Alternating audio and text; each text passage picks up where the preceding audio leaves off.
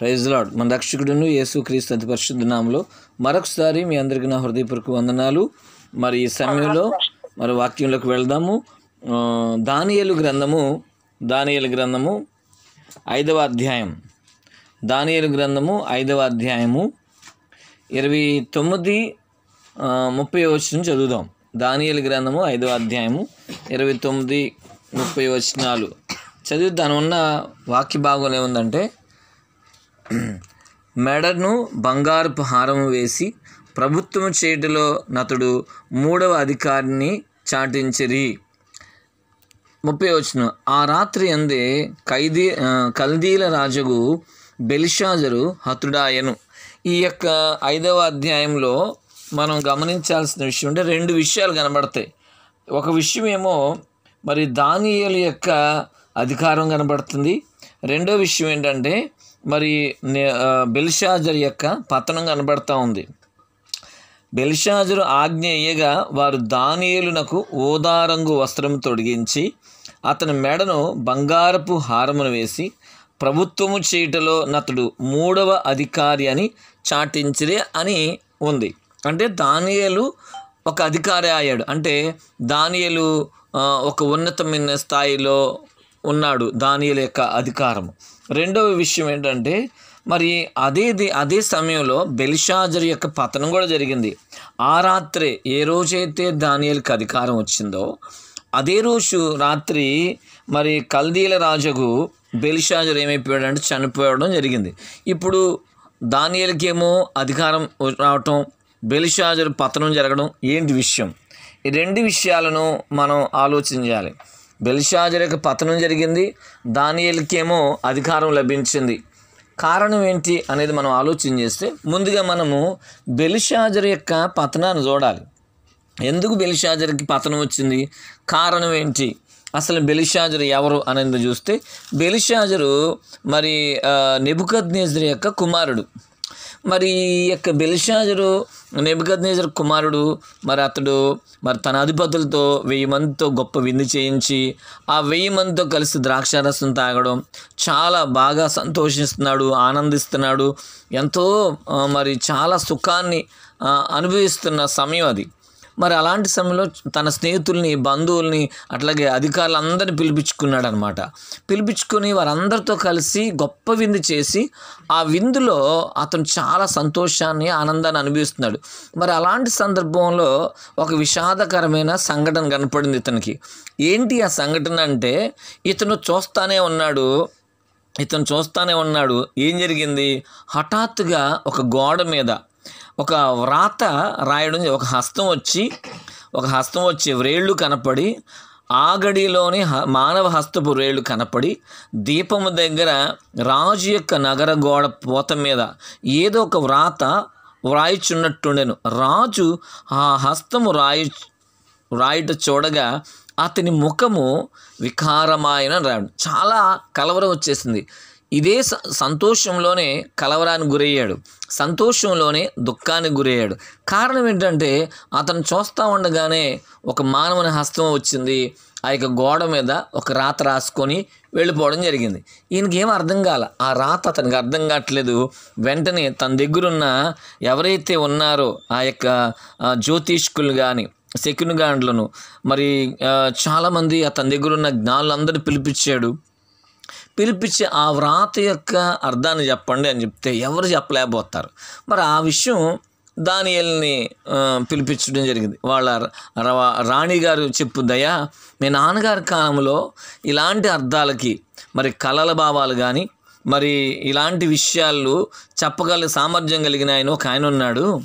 మరి అతని పేరు దానియేలు. ఖచ్చితంగా అతను మాత్రమే దీన్ని చెప్పగలుగుతాడు అని చక్కగా ఆ రాణిగారు చెప్పడం జరిగింది. అక్కడ నీ రాజ్యంలో ఒక మనుష్యుడు ఉన్నాడు, అతడు పరిశుద్ధ దేవతల ఆత్మ గలవాడు.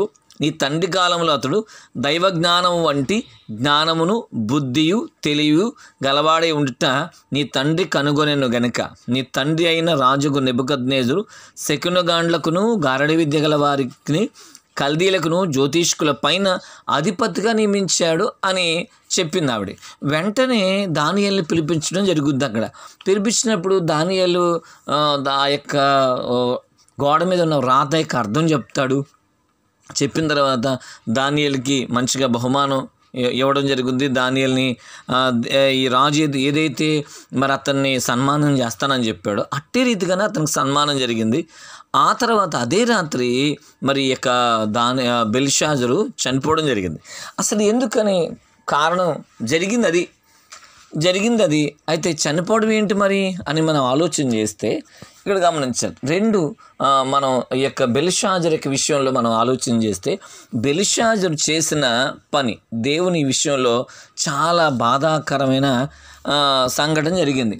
ఏంటి బెల్షాజరు ఏం చేశాడని అంటే, బెల్షాజరు తన్ను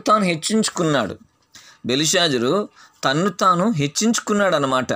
ఎందుకని అంటే ఆల్రెడీ బెల్షాజర్కి ఒక విషయం తెలుసు. ఏం విషయం తెలుసు అంటే వాళ్ళ నాన్న జీవితంలో జరిగిన సంఘటన బెల్షాజర్కి తెలుసు. ఎందుకనంటే మరి వాళ్ళ నాన్న టైంలో బెల్షాజర్ ఉన్నాడు కాబట్టి వాళ్ళ నాన్నకి ఎలాంటి గతి పట్టిందో. ఎందుకంటే వాళ్ళ నాన్న కూడా నెబుకద్నెజరు కూడా గర్వించాడు. నెబుకద్నెజరు కూడా హెచ్చించుకున్నాడు తన రాజ్యాన్ని విషయంలో కానీ, తన అధికారం విషయంలో కానీ, తన యొక్క ధనధాన్యాల విషయంలో కానీ. ఏంటి అనుకున్నాడు? తన బలము, తన జ్ఞానము, తన యొక్క గొప్పతనం అని చెప్పేసి, అంటే ఇది నా సొంత జ్ఞానము, నా సొంత బలము, ఇది దేవుడు చేశాడు అని చెప్పేసి ఎప్పుడు కూడా తాను దేవునిని మహింపరిచిన దాఖలాలు లేవు. తనకు తానుగా ఏం చేసుకుంటాడంటే హెచ్చించుకోవడం ఏంటి? దేని బట్టి హెచ్చించుకున్నాడు? తనకున్న అధికారాన్ని బట్టి హెచ్చించుకున్నాడు, తనకున్న ఆ యొక్క ధనాన్ని బట్టి, తనకున్న ఆ యొక్క పేరుని బట్టి హెచ్చించుకోవడం ద్వారా ఏం జరిగిందంటే దేవుడు అతన్ని తీసుకుని వెళ్ళి ఆ యొక్క అరణ్యంలో వదిలిపడేశాడు. అంటే 7 సంవత్సరాలు 7 కాలాలు అతనికి ఏమొచ్చిందంటే పశువు యొక్క స్వభావం వచ్చేసింది. మరి అడవి గాడిదల్లో కలిసి గడ్డి మేసాడు. చూడండి ఎంత భయంకరమైన పరిస్థితి. దానికి కారణం ఏంటి అంటే ఒకటే కారణం, దేవుని దగ్గర ఏ మానవుడైనా సరే ఎలా ఉండాలి? తగ్గే ఉండాలి. అధికారం ఎవరైనా ఎంత అధికారమైనా ఉండొచ్చు, దేశాన్ని ప్రపంచాన్ని పరిపాలించే అధికారం ఉండొచ్చు గాక, ఎంత ధనం ఉండొచ్చు, చాలా అందం ఉండొచ్చు, జ్ఞానం ఉండొచ్చు, తెలివి ఉండొచ్చు, మనకి ఏది ఉన్నా సరే మనం చేయాల్సిన పని ఏంటంటే మనం ఎప్పుడు కూడా మనకిచ్చిన అధికారం ఎవరిచ్చారు, మనకిచ్చిన ఆరోగ్యం ఎవరిచ్చారు, మనకిచ్చిన బలం ఎవరిచ్చారు, మనకిచ్చిన ఈ యొక్క అందం, ఈ జ్ఞానం, ఈ తెలివి ఎవరిచ్చారని గమనించాలి. ఎందుకంటే నీవుగా ఒకటి గమనించాలి, నీవు ఈ లోకంలో పుట్టడానికి కారణం దేవుడే. ఎందుకంటే గర్భఫలం యెహోవా ఇచ్చు బహుమానం అన్నాడు ఆయన. దేవుడు పుట్టించకపోతే మనం ఈ భూమి మీదకి వచ్చేవాళ్ళం కాదు. వచ్చిన తర్వాత ఈ భూమి మీద ఉన్న యొక్క సౌకర్యాలు, ఈ భూమి మీద ఉన్న ధనము, ఇవన్నీ కూడా అనుభవించడానికి దేవుడిచ్చిన భాగ్యం అది. దేవుడు చూడండి, బైబిల్ గ్రంథంలో మనం భోజనం చేయడం కూడా దేవుడిచ్చిన భాగ్యమే. ప్రసంగి గ్రంథంలో ఏమని రాయబడుద్దంటే 5వ అధ్యాయాన్ని మనం చదివితే ఈ చక్కని మాట కనబడుతూ ఉంటుంది. ఏమని కనబడుద్దంటే ప్రసంగి గ్రంథం 5వ అధ్యాయము చూద్దాం ఒకసారి.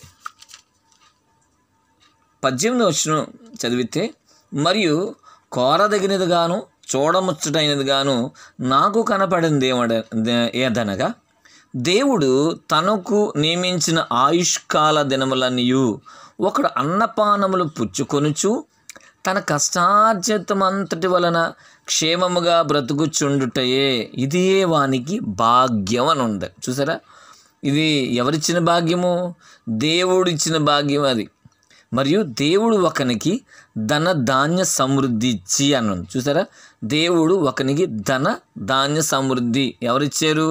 దేవుడిచ్చాడు. నీకు ధనం ఉందంటే, నువ్వు ధనవంతుడిగా ఉన్నావు అంటే దేవుడిచ్చాడు. ఇల్లు ఉందంటే దేవుడిచ్చాడు. జ్ఞానం ఉందంటే, చదువు ఉందంటే, ఉద్యోగం ఉందంటే, వ్యాపారాలు ఉన్నాయంటే, బలం ఉందంటే, అధికారం ఉందంటే ఆయన ఇచ్చిందే. ఆయన ఇవ్వకపోతే మనం ఏది పొందుకోలేమండి. కాబట్టి ధనధాన్య సమృద్ధి ఇచ్చి దాని యందు తన భాగము అనుభవించుటకును, అన్నపానములు పుచ్చుకొనుటకును, తన కష్టార్జితమందు సంతోషించుటకును వీలు కలగజేసిన ఎడల అన్న. చూసారా, కొంతమంది సంపాదించుకుంటారు కూడా తినలేని పరిస్థితులు ఉంటాయి. కొంతమంది సంపాదించుకుంటారు కానీ వాళ్ళు సంపాదన కూడా తినలేని స్థితి కూడా ఉంటుంది. కానీ ఆ సంపాదించిన సంపాదన తినడానికి వీలు కలగజేయాలంటున్నాడు అక్కడ.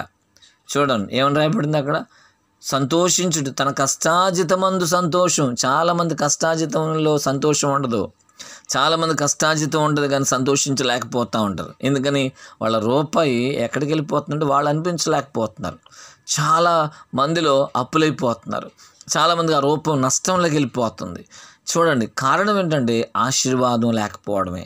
అందుకని ఏముందంటే తన కష్టాజితమందు సంతోషించుటకు వీలు కలగజేసిన ఎడల అతనికి ఆ స్థితి దేవుని ఆశీర్వాదం వలన కలిగినది అనుకొనవలను అన్నాడు. ఇది మనకి ఏ స్థితి ఇచ్చినా కూడా, అది ఎలాంటి స్థితి అయినా సరే, మరి అది ఇల్లు చిన్నదవ్వచ్చు, ఉద్యోగం చిన్నదవచ్చు, ఆదాయం చిన్నదవచ్చు, వ్యాపారం చిన్నదవచ్చు, బలము తక్కువ అవ్వచ్చు, జ్ఞానం తక్కువ అవ్వచ్చు, ఏది ఇచ్చినా కూడా అది దేవుని వలన ఇచ్చిందే అని ఎప్పుడు కూడా మనం దానిని బట్టి దేవుని స్తుతించగలగాలి. ఒకవేళ మనం స్తుతించలేదు అంటే ఖచ్చితంగా మనం గర్విస్తున్నాము అని అర్థం. అక్కడ మనం స్తుతించకపోతే మనం చేసే పని గర్విస్తున్నాం. అందుకే అంటాడు, గర్విష్ఠుడా నేను నీకు విరోధిని అంటాడు ఆయన. కాబట్టి గర్వం అంటే అర్థం ఏంటి? మనం స్తుతించకపోవటమే. మనం చెల్లించట్లే, ప్రభువా ఇది నువ్వు నాకు ఇచ్చేవు, నీకు స్తోత్రం, నా జ్ఞానం కాదు నువ్వు ఇచ్చిందే అని మనం చెప్పి ప్రభువుని ఎప్పుడైతే స్తుతిస్తామో నువ్వు తగ్గించుకున్నట్లు లెక్క అక్కడ. కానీ ఇక్కడ బెల్షాజరు తన తండ్రి కాలంలో జరిగిన సంఘటన తెలుసు. వాళ్ళ నాన్న గర్వించడం ద్వారా తనకున్న అధికారాన్ని, తనకున్న ధనాన్ని బట్టి, ఆ యొక్క పేరుని బట్టి, ఆ ఘనతను బట్టి చూసుకొని తాను గొప్పతనం అనుకొని తను తాను హెచ్చించుకున్నాడు. ఏం జరిగింది అక్కడ? దేవుడు తన ఘనతను పోగొట్టేశాడు. చూడండి, మనుషులే రాజ్యంలోంచి తరివేయడం జరిగింది అక్కడ. అడవిలో 7 కాలాలు గడ్డి మేసాడు. తర్వాత మరలా తను తప్పు తెలుసుకున్నప్పుడు మరలా మానవ స్వభావం వచ్చి మళ్ళీ సింహాసనం దగ్గరికి వచ్చాడు. మీరు ఆలోచన చేయండి. ఈ విషయం తెలిసినా కూడా ఇతను ఏం చేశాడు? ఆ విషయం తెలిసినా, తన తండ్రి విషయంలో ఇలా జరిగిందని తెలిసినా కూడా ఇతను చేసిన పని ఏంటి? తాను కూడా గర్విష్ఠుడయ్యాడు. తాను కూడా ఏం చేశాడు? ఆ యొక్క దేవుని యొక్క సన్నిధిలో తను హెచ్చించుకున్నాడు అనమాట. చాలా భయంకరంగా హెచ్చించుకున్నాడు. అందుకనే దానియేలు ఆ వ్రాత చదువుతాడు. ఆ వ్రాత చదువుతూ ఏం మాట్లాడతాడంటే, అక్కడ ఆ వ్రాతను చదివి ఏమంటాడు చూద్దాం. ఆ వ్రాతలో ఉన్న మాట ఏంటంటే, కావున ఆయన ఎదుటి నుండి ఈ యొక్క అరచేయి వచ్చి ఈ వ్రాత వ్రాసిన శాసనమైనది ఏదనగా, మెనే టెకేల్ ఉఫార్సిన్, ఈ వాక్య భావమేనగా, మెనే అనగా దేవుడు నీ ప్రభుత్వం విషయంలో లెక్క చూచి దానిని ముగించెను అన్నాడు. అంటే ఖచ్చితంగా దేవుడు ఏం చేస్తాడు? లెక్క చూస్తాడు. టెకేల్ అనగా ఆయన నిన్ను త్రాసులో తోచగా నువ్వు తక్కువగా కనపడుతుంది. ఏంటంటండి, మనల్ని తోస్తాడంట. మనం తూచినప్పుడు మనం ఎలా కనపడుతున్నాం? తక్కువగా కనపడుతున్నావా? లేకపోతే ఆయన దృష్టి ఆయన ఎలాగైతే కనపడాలనుకున్నాడో మనం అలా కనపడుతున్నావా అనేది కావాలి. తర్వాత ఉఫార్సీన్ అనగా నీ రాజ్యము నీ యొద్ద నుండి విభాగింపబడి మాదీలకును పార్సీలకును ఇయ్యబడిను అని రాయబడింది. మీరు ఆలోచన చేయాల్సిన విషయం. దానిని చూడండి, దానియేలు ఏమంటున్నాడంటే 23వ వచనం, బెల్షాజరు అతని కుమారుడు నీవు ఈ సంగతి అంతయు ఎరిగిండియు. అంటే ఏంటి? 20వ వచనంలో చదివితే, అయితే అతడు మనస్సును అతిశయించి బలాత్కారము చేటుకు అతని హృదయమును కఠినము చేసుకొనగా దేవుడు అతని ప్రభుత్వమును అతని యొద్ద నుండి తీసివేసి అతని ఘనతను పోగొట్టాను. అంటే వాళ్ళ తండ్రి గురించి మాట్లాడుతున్నాడు అనమాట. తన తండ్రి గురించి ముందు చెప్తున్నాడు, మీ నాన్న ఇలా చేశాడు అని మాట్లాడుతున్నాడు. ఏమంటున్నాడు? మనసును అతిశయించాడు, బలాత్కారం చేటుకు అతని హృదయమును కఠినపరుచుకొనగా దేవుడు అతని ప్రభుత్వమును అతని యొద్ద నుండి తీసివేసి అతని ఘనతను పోగొట్టాడు. తర్వాత అప్పుడు అతడు మానవుల యొద్ద నుండి తరవబడి పశువుల వంటి మనసు గలవాడాయను. మహోన్నతుడు దేవుడు మానవుల రాజ్యంలో ఏలుచు ఎవరిని స్థాపింపగోరునో వారిని స్థాపించునని అతడు తెలుసుకొనగరు వరకు. అంటే దేవుడు ఎవరికి రాజ్యం ఇవ్వాలనుకుంటాడో వాళ్ళకి రాజ్యం ఇస్తాడు. మనం కోరుకున్నంత మాత్రం రాదు. ఎవరిని సింహాసనం మీద కూర్చోబెట్టాలో వాళ్ళకి ఏ సింహాసనం ఇస్తాడు. ఎవరికి ఏ ఉద్యోగం ఇవ్వాలో వాళ్ళకి ఆ ఉద్యోగం ఇస్తాడు. ఎవరికి ఏ అధికారం ఇవ్వాలో వాళ్ళకి ఆ అధికారం. అది దేవుడి ఇష్టం. దేవుడికి ఎవరికి ఏ స్థితిలో ఎవరికి ఏది ఇవ్వాలనుకుంటాడో ఆ స్థితిని ఆయనే కలగజేస్తాడు.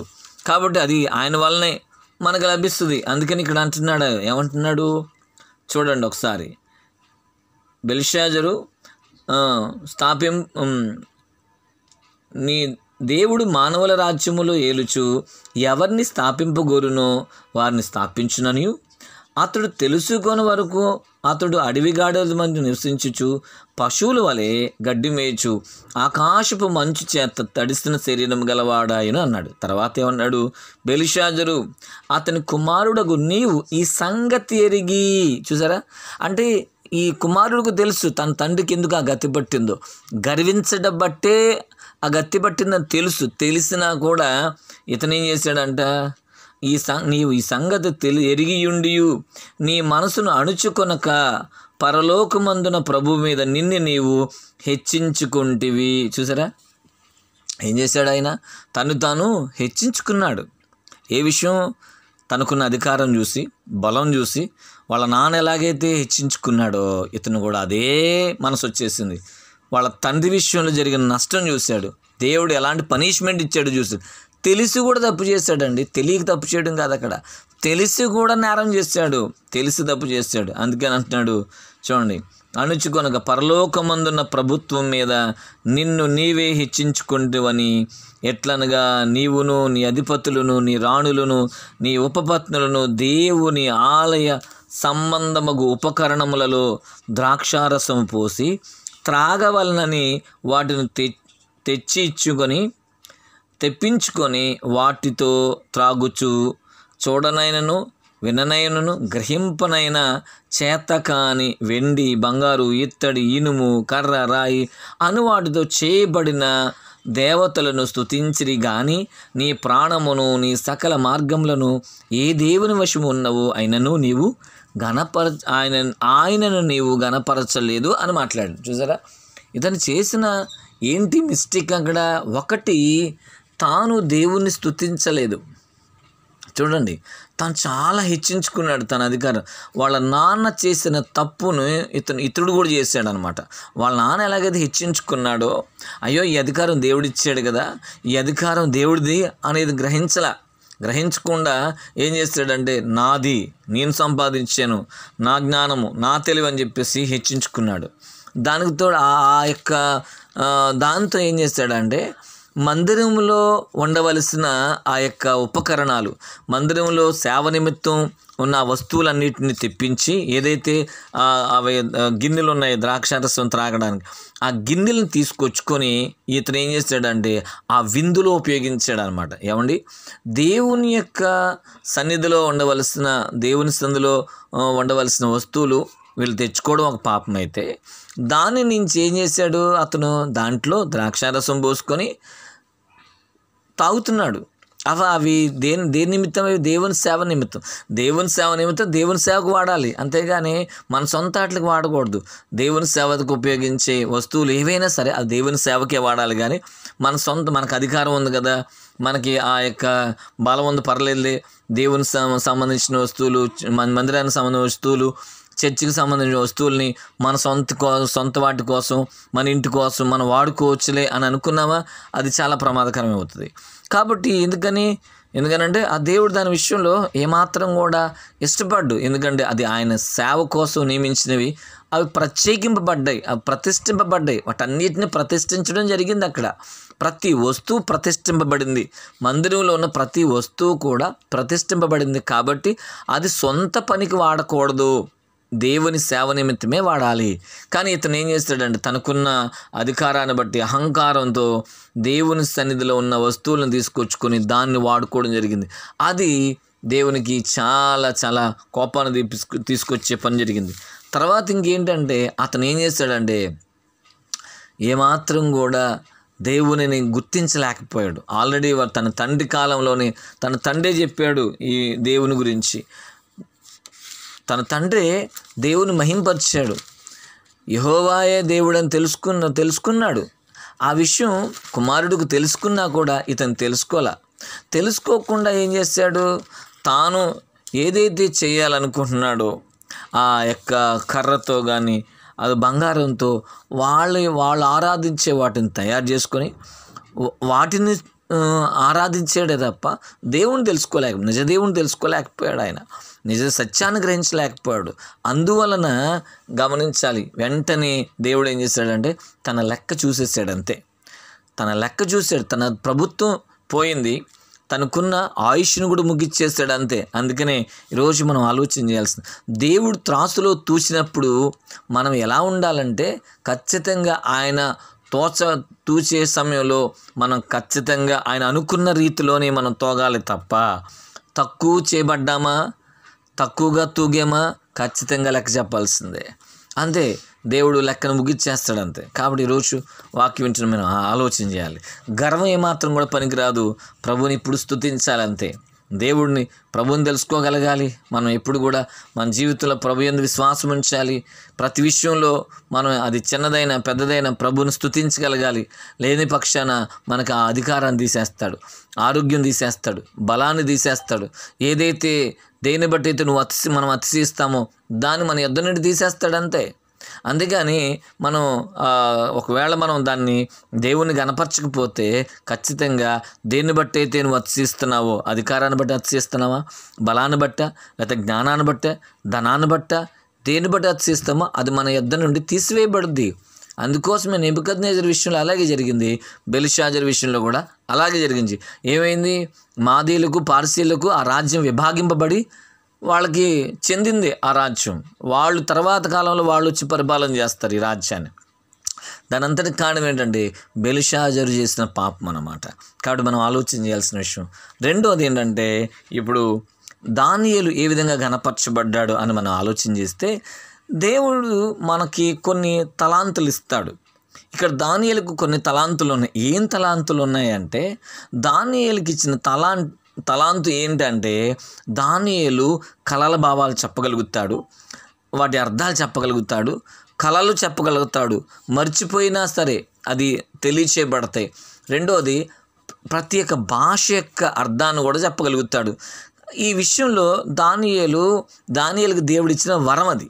అయితే దానియేలుకి ఆ వరం ఇచ్చాడని చెప్పి దానియేలు ఏమాత్రం హెచ్చిపోట్లా. ఇక్కడ రాజు ఏమన్నాడంటే, నువ్వు గనక నాకు ఆ యొక్క కళ భావం చెప్తే నీకేం చేస్తానంటే నిన్ను బాగా హెచ్చించి నీకు ఒక మంచిగా సన్మానం చేస్తాను అని చెప్తాడు.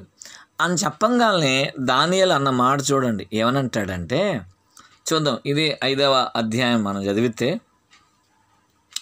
దానియేలు చెప్తున్న మాట, నీ దానములన్నీ కూడా ఎక్కడ ఉంచుకోమంటున్నాడు?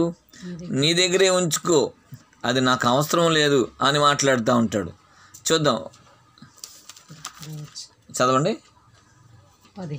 17వ వచనం చదువుదాం. అందుకు దానియేలు ఇట్లా నేను నీ దానములు నీ యొద్ద నుంచుకొనుము, నీ బహుమానములు మరి ఎవనికైనను నిమ్ము. అయితే నేను ఈ వ్రాతను చదివి దాని భావమును రాజునకు తెలియజెప్పెదును. అంతే. చూసారా? ఇప్పుడు దానియేలుకి ఆ యొక్క వరం ఉంది.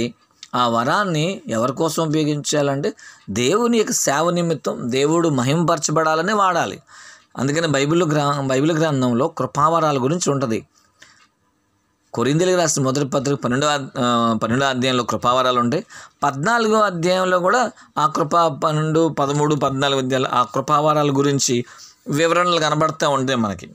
అయితే విషయం ఏంటి అంటే, ఆ కృపావరాలు దేనికి వాడాలంటే సంఘ క్షేమాభివృద్ధి కోసం వాడాలి. సంఘ క్షేమాభివృద్ధి కోసం వాడాలి.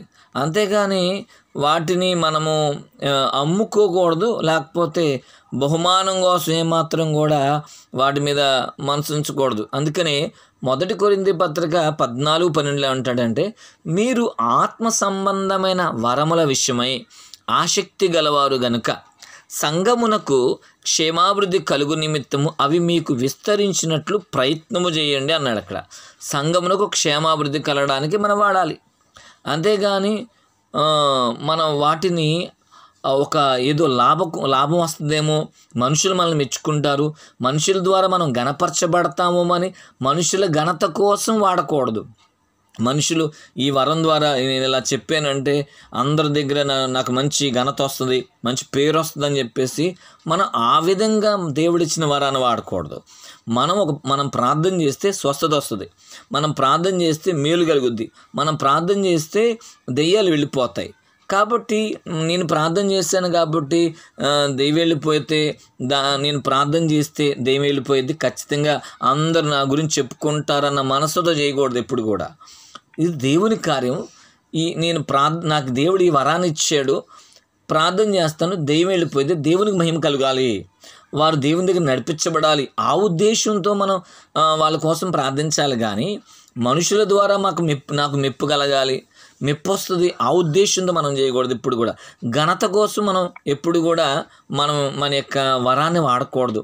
వరమే కాదు, దేన్ని కూడా మనకిచ్చిన సమయాన్ని కానీ, మనకిచ్చిన ధనాన్ని కానీ, మనకిచ్చిన బలాన్ని కానీ మనం దేవుని మహిమ కోసం వాడాలి. కానీ మనుషుల దగ్గర మనకు మెప్పు కోసం ఎప్పుడు ఏది వాడకూడదు. అందుకే దానియేలు అంటున్నాడు, నీ దానములు నీ దగ్గరే ఉంచుకో అంటున్నాడు. అంతేగాని అవసరత వేరే వాళ్ళకి ఇచ్చే, నాకైతే వద్దు. ఎందుకని? ఎవరు కనపరచాలి? నన్ను దేవుడు కనపరచాలి. నాకు మహిమ దేవుని దగ్గర రావాలి, కానీ మనుషుల దగ్గర నాకు అవసరంలా.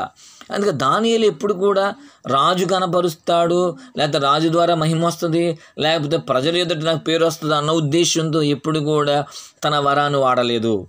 కేవలం దేవుని మహిమ కోసమే తన వరాన్ని వాడాడు. కేవలం తన యొక్క దేవుని మహిమ కోసం, దేవుని పని జరగాలి, రాజులు కూడా దేవుని గొప్పతనం తెలుసుకోవాలన్న ఉద్దేశంతో వాడాడు. కానీ అంతేగాని తన కోసం తన పేరు రావాలనో, తనకు ఒక ఉన్నతమైన స్థాయి రావాలనో చేయలే దానియేలు. అలా ఊహించుకుంటే దానియేలు ఏమాత్రం కూడా కలల భావం చెప్పగలిగేవాడే కాదు. అలా లేడు. కాబట్టి దానియేలుకి ఇంకా దేవుని ఆత్మ బాగా దానియేలు జీవితంలో కార్యం జరిగించింది. దేవుని ఆత్మతో ఎప్పుడూ నింపబడ్డాడు. మీరు ఆలోచించండి. కాబట్టి ఈరోజు దేవుని వాక్యం మనతో మాట్లాడుతున్నమాట. మనకున్న వరాన్ని మనం దేవుని పని కోసము, దేవునికి మహిమ కోసము మనం వాడాలి. కానీ సంఘ క్షేమాభివృద్ధి కోసం వాడమంటున్నాడు. అంటే చూడండి, ఒక వ్యక్తి దగ్గరికి వెళ్ళి నువ్వు ఒక వ్యక్తితో మాట్లాడితే నీ మాటలు బాగా ఆకర్షింపబడతా ఉంటారు ప్రజలు. కాబట్టి ఆ మాటల ద్వారా ప్రజలు ప్రభు దగ్గర నడిపించబడతారు. అప్పుడు మనం ఏం చేయాలి? దేవుని మహిమ కోసమే ఆ వ్యక్తి దగ్గరికి వెళ్ళి ఆ వ్యక్తికి ప్రభు గురించి చెప్పి ప్రభు దగ్గర నడిపించాలి. కానీ నాకు మాట్లాడే టాలెంట్ ఉంది కాబట్టి ఈ టాలెంట్ ద్వారా వారు ప్రభు దగ్గరికి వస్తారు, కాబట్టి నాకు పేరు వస్తుంది, ఆయన ద్వారా నేను వచ్చానండి అని నా గురించి చెప్పుకుంటారు అనే ఉద్దేశంతో ఎప్పుడు కూడా ఒకరికి మనము ప్రభు గురించి ప్రకటించకూడదు. ప్రభుకి మహిమ కావాలి, ప్రభుకి మహిమ రావాలి, వాళ్ళకి రక్షణ కావాలి, ఆ ఉద్దేశంతో వాళ్ళకి వాక్యం చెప్పాలి, ఆ ఉద్దేశంతో వాళ్ళకి ప్రభు దగ్గర నడిపించాలి. కానీ అంతేగాని మనకి గొప్పతనం వస్తుందనే ఉద్దేశంతో ఎవరికి కూడా స్వార్థ చెప్పకూడదు. మనకి శక్తి ఉంది కాబట్టి, మన శక్తి ద్వారా ఈ కార్యం జరుగుతుంది కాబట్టి మనకు గొప్పతనం వస్తుందని చెప్పేసి ఏ పని చేయకూడదు. కాబట్టి మన ధనాన్ని వాడినా, మన యొక్క సమయాన్ని వాడినా, మనం మన యొక్క వరాన్ని వాడినా కూడా అది దేవునికి మహిమ రావాలి తప్ప మనుషుల మెప్పు కోసం మనం ఏ పని చేయకూడదు. ఒకరికి ప్రార్థన చేస్తున్నామంటే అర్థం ఏంటంటే దేవుని మహిమ కోసమే ప్రార్థన చేయాలి. నా ప్రార్థన ద్వారా అతనికి ఇది జరుగుద్ది, దాన్ని బట్టి నాకు మెప్పు వస్తుంది, అందరూ నా గురించి చెప్పుకుంటారన్న ఉద్దేశంతో ప్రార్థన చేయకూడదు. ఎప్పుడైనా సరే మనం ఎప్పుడు ఆ విషయంలో కూడా తగ్గించుకునే ఉండాలి. చూడండి, ఒక దానియేలు తగ్గించుకున్నాడు. అందువలన దానియేలు చూడండి ఆ రాజ్యములో పరిపాలించే అధికారి అయ్యాడు.